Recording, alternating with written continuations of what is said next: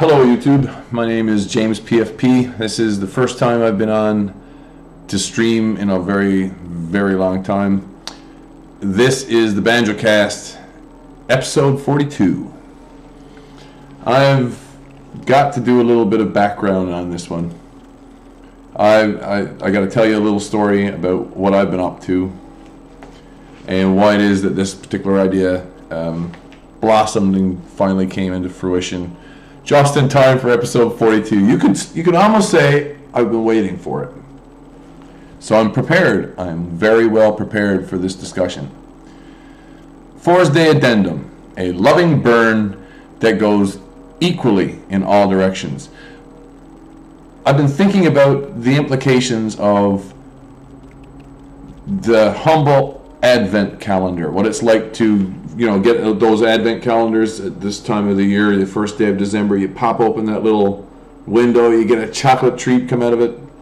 I've been thinking about that, and I'm a lucky person. I've just enjoyed my own real world, I shouldn't say I've just enjoyed my own real world Advent calendar experience, even though I'm an atheist, and I'm still fairly grateful for the way that it works out, because this particular treat that I get to enjoy isn't chocolate, and I don't think that it's terribly abusive on the way that it affects the world around me.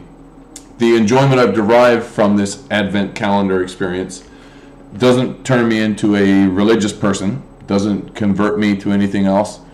Then I'm already a Discordian. We've talked about this before, but part of an ongoing series of poetic reflections, I say on Facebook, which emerge spontaneously and sometimes within earshot of a recording device. Here is such a device. Here's the release schedule. I've got a picture here on Facebook. This is my Facebook account, this particular one. My Facebook link is actually on YouTube, so if you want to add me on Facebook, feel free. If not, I post many things publicly. This is one of them. I have no intention of hiding any of these things. This top part here is the explanation of the calendar that I'm using. This today, for example, is 61 Force Day, and 61 Force Day is over here on the calendar. It's quite late in the calendar season, as it were. 61 Force Day above that L right there. So is that popping up? No, it isn't. It's set to go to theater mode. Oh, I see what I should do. Let's go to the labs for a second, and I'll minimize this. I'll pop that up into theater mode. That should work. How about? So 61 Force Day is right here on the calendar. It's almost at the end of the year. We're within 30 days of the end of the year, as far as I'm concerned. 30 days additional, 61 Force Day. Maybe it's 51. I don't know, man. Maybe it seems like it should be back here, so no, it's 61. Truly, yeah, there's a lot less than that to the New Year's Day as you experience it. Mine is somewhat later. I could allow for it. Seems funny that. Let's just double check it, because the last few times I've been running this, I've been also running here. I've been allowing this thing to do the work. 61 Force Day, says he with his cute computer system. Let's go back to video cam over. I'll turn on the Merc mission calendar. This is 61 Force Day as I experience it and as I explain it.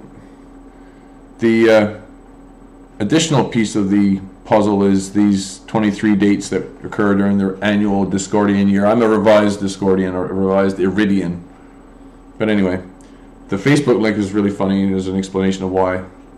Sideways, I got to thinking earlier about digital currencies. There's a significant chance that the price of Bitcoin is being artificially inflated in a type of a hoax to give the impression that the Bitcoins could more easily be mined in the first place. If this isn't a hoax, we're looking at something which confirms that quantum computers will happily do the trick, and they will take the trick too.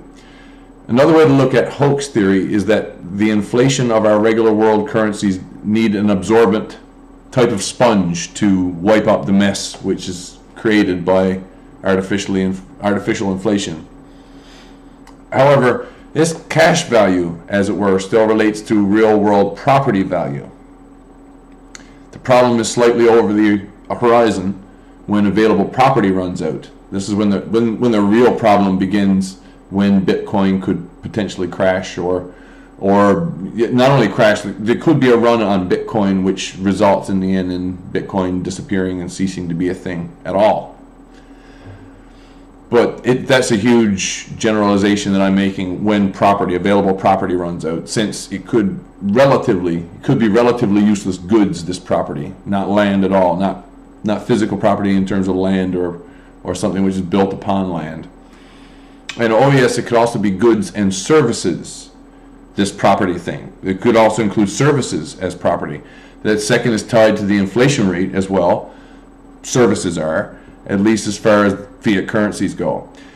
But of course, the property value of land, also reflects the inflation rate. That goes without saying, or if you haven't understood that yet, that's the reason why it takes buckets of worthless currency or wheelbarrows full to buy a single loaf of bread.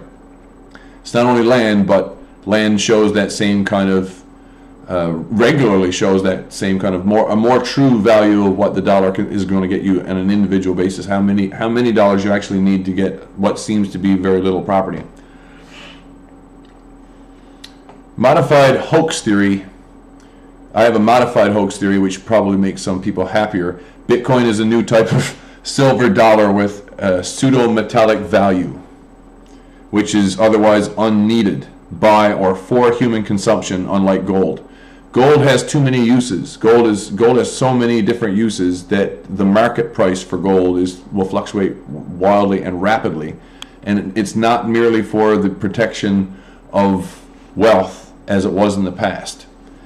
Since gold has been removed as the backing of some major currencies, it still is important, but the uses of gold are more numerous than the uses of the actual thing which makes a Bitcoin a very large, uniquely identifiable number, which has a limited number of uses compared to gold.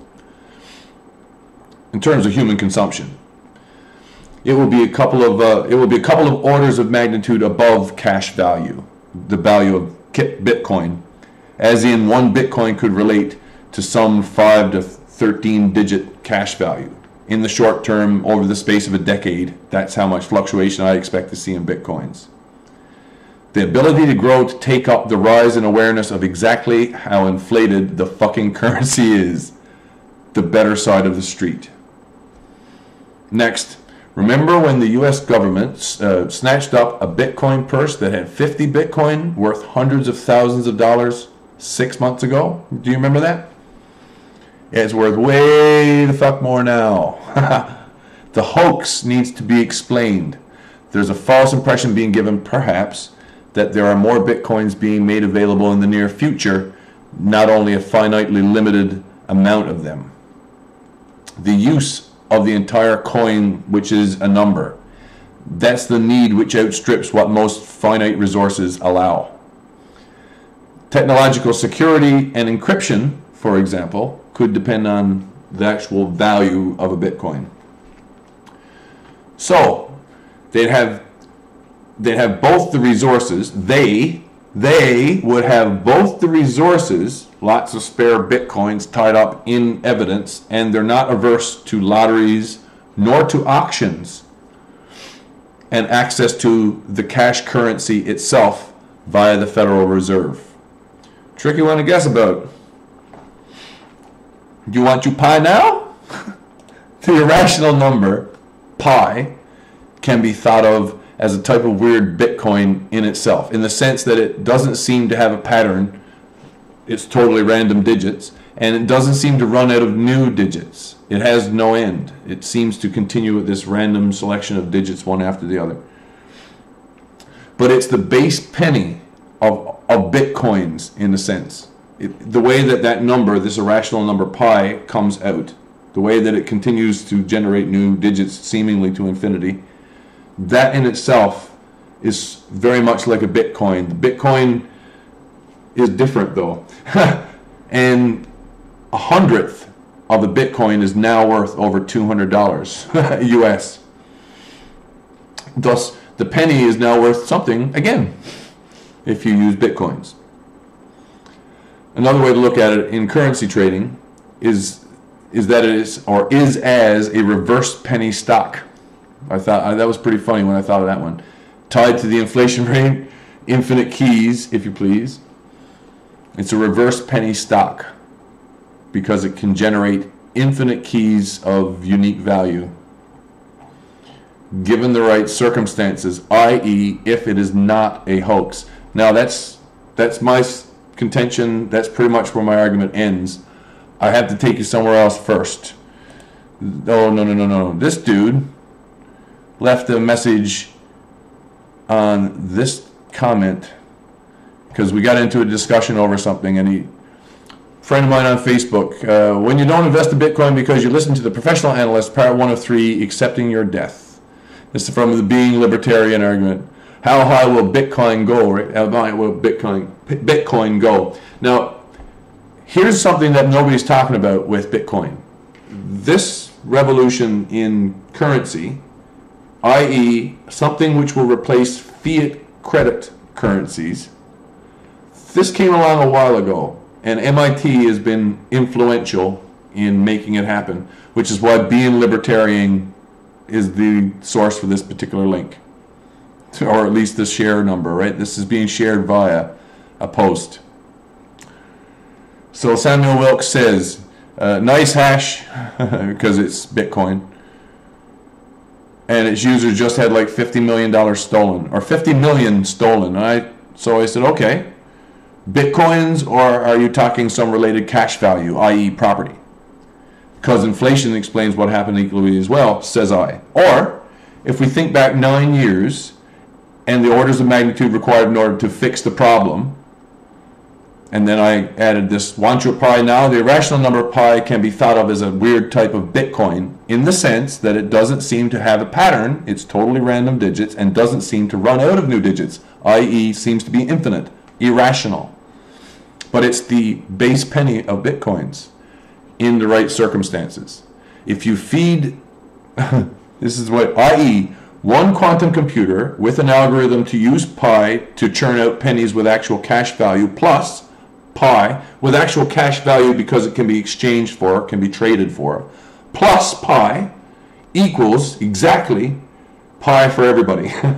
PIE versus PI. So which is it? Is it a hoax or not? And then Samuel replies, what the fuck are you talking about? I asked you, says me, at the top, what's the 50 million in? Bitcoins or US dollars? Otherwise, you're still asleep. Samuel, Canadian dollars are as legitimate arbitrary as Bitcoin. See, he evades the answering the question because the coins are worth 12,000 USD last I checked. Oh, really? You better check again. 12,000 USD when last you checked. Not in the last week. So when last I checked, but the odds of being the miner is close to a blockchain and the equation is insanely low. True. Nice hash, the company that makes mining more accessible. You are paid based on rated mining, i.e. your computer specs. Then you get a payout every so months. Yes, I agree. That way, Bitcoin processes wealth is more evenly distributed among the miners and earnings more predictable. Yes, unless you have some kind of surefire way of doing it and the property can be locked down. 14,000 Bitcoins were like 64 million. The 14,000 Bitcoins were like 64 million USD. As I understand it, the 50 Bitcoins that were seized last summer could cause this if sold at auction as impounded or seized property in its own right. So, are you inflating the number of Bitcoins, or are you relating it to some value in real-world property, or is it only the inflated cash dollars? Bitcoin is a very absorbent sponge for letting the world know how badly the currency is inflated, my theory. You really have no idea what you're talking about, do you? Well, I don't know. But you also desperately want people to think you do. Oh, okay. If one of us is an idiot, I suspect it's you for being vague instead of specific. Samuel, Bitcoins have always had value, like every currency is ever based on the supply and its demand. True, it's based on supply and demand. But what if the accessibility for being able to mine new Bitcoins is going to rapidly expand because of the change in technology? That would be a legitimate cause of this kind of a run on Bitcoin currently. However, if it's a hoax, if this is partly being encouraged by machinations, then, because that's also possible as far as I'm concerned, its value is increasing because its use, read, synonym value, is also increasing. True, but only for specific applications, and a limited number of specific applications, I might add.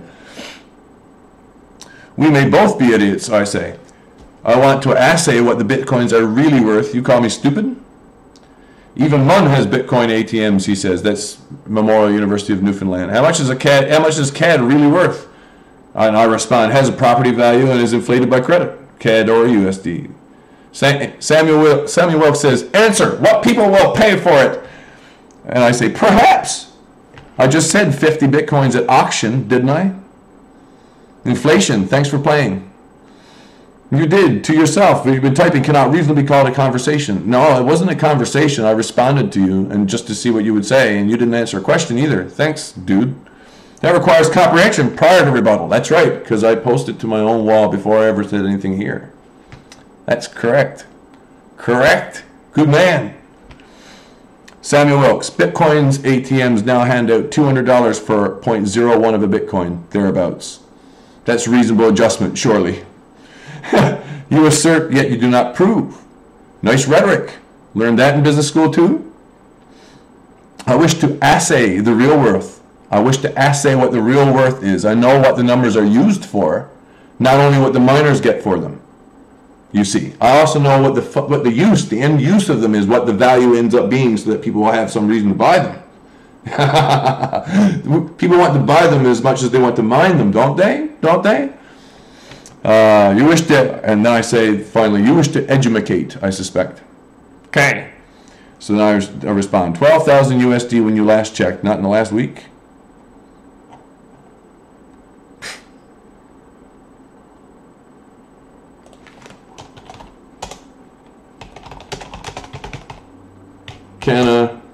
Welcome to Canada.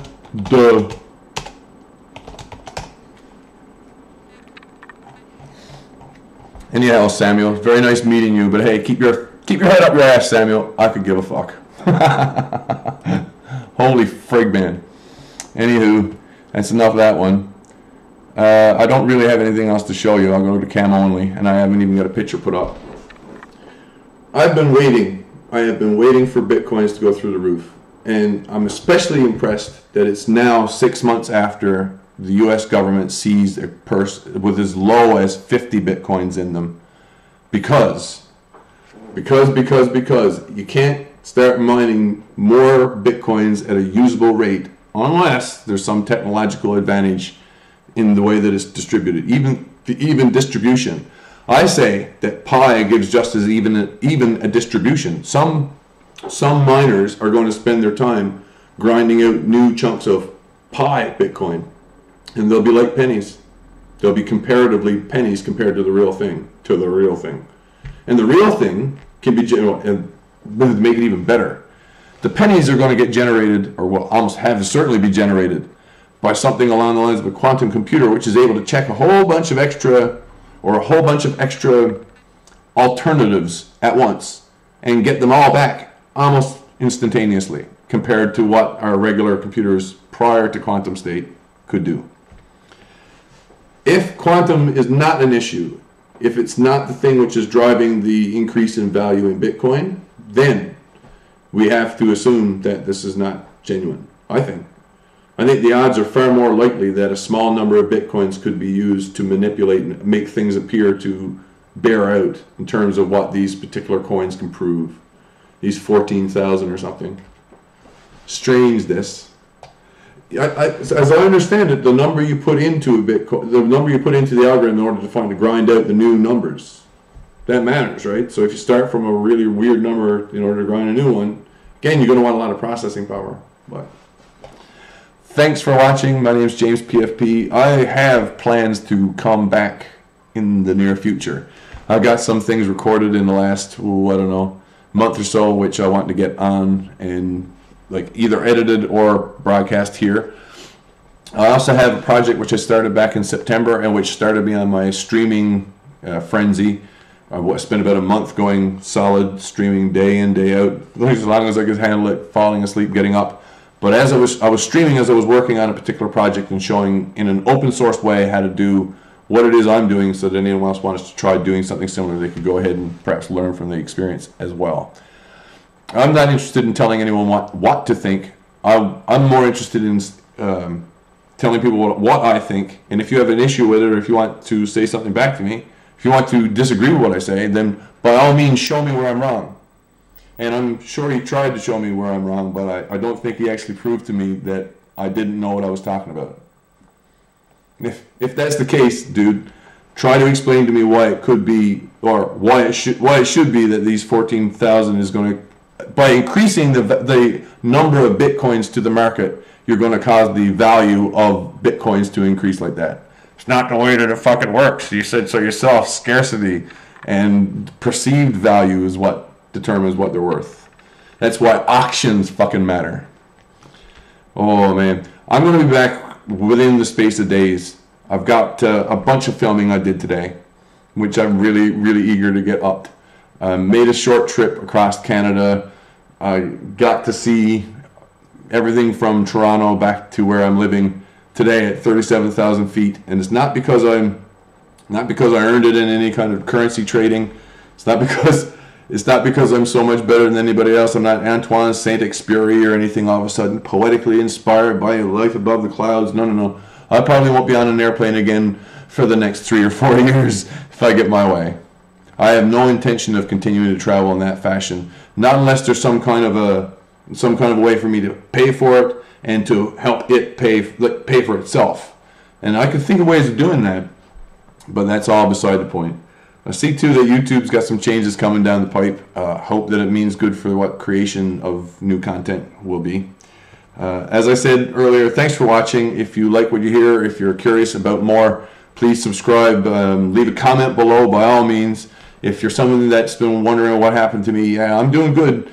I feel way better now that I had a bit of a break from my own routine. I've got some nice green walls to work with here. And you don't believe me, I just got to roll around a little. So perhaps I'll have some more interesting things to watch as well as contemplate. And, oh man, things which I've been thinking about and which I'm ready to talk about. One, after this video that I filmed today. Two is, you ready for it? Check my comments from the last few days. Billy Bush on Colbert demands a response. And I'm ready. I'm already ready. Not only that, but I think that it's technically possible to forensically show Billy Bush is still lying, the slimy bastard. Not about Donald Trump, but about what he did. And it's an open secret on the inside. The insiders know this secret. The outsiders, us poor schmucks watching on the TV, we're being chuckled along as if everything is exactly as these two clowns are saying. But I'm sick and tired of their tripe. I am so sick and tired of it. And it's not because they're saying bad things about Trump. I think Trump's an arsehole too sometimes. Quite a lot of the time. Because of who he's playing along with and who he has been playing along with. Beside the point. Billy Bush, your day is coming. I hate to tell you. I'll be the one to tell you. One of those sources which I'll be criticizing is none other than the Washington Post YouTube channel. Woo! See you later, Wapo. See you later. Thank you for watching. I'm out of here.